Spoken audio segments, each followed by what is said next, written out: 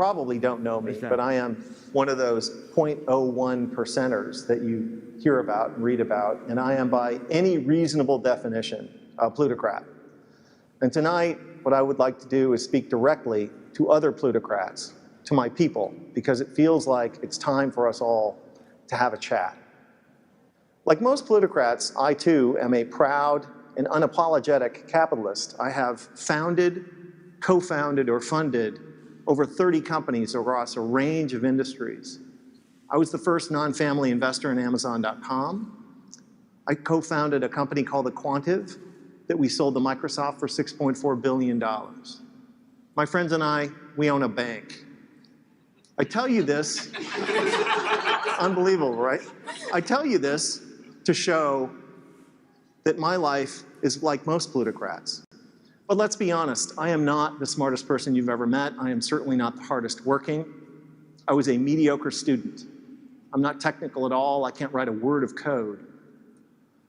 Truly, my success is the consequence of spectacular luck, of birth, of circumstance, and of timing. But I am actually pretty good at a couple of things. One, I have an unusually high tolerance for risk. And the other is, I have a good sense, a good intuition about what will happen in the future. And I think that that intuition about the future is the essence of good entrepreneurship. So what do I see in our future today, you ask? I see pitchforks, as in angry mobs with pitchforks. Because people like us plutocrats, because while people like us plutocrats are living beyond the dreams of avarice, the other 99% of our fellow citizens are falling farther and farther behind. If the trend continues, the top 1% will share over 30% of national wealth in another 30 years, while the bottom 50% of Americans will share just 6%. You see, the problem isn't that we have some inequality. Some inequality is necessary for a high-functioning capitalist democracy. The problem is that inequality is at historic highs today, and it's getting worse every day. And if wealth, power, and income continue to concentrate at the very tippy top, our society will change from a capitalist democracy to a neo-feudalist rentier society like 18th century France. That was, you know, France before the revolution and the mobs with the pitchforks.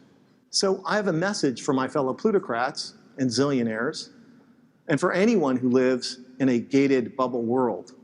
Wake up. Wake up. It cannot last. Because if we do not do something to fix the glaring economic inequities in our society, the pitchforks will come for us. For no free and open society can long sustain this kind of rising economic inequality. It has never happened. There are no examples. You show me a highly unequal society and I will show you a police state or an uprising.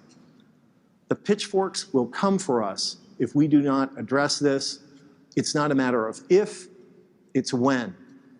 And it will be terrible when they come for everyone. What I'm arguing is that rising economic inequality is stupid and ultimately self-defeating. Rising inequality doesn't just increase our risks from pitchforks, but it's also terrible for business too.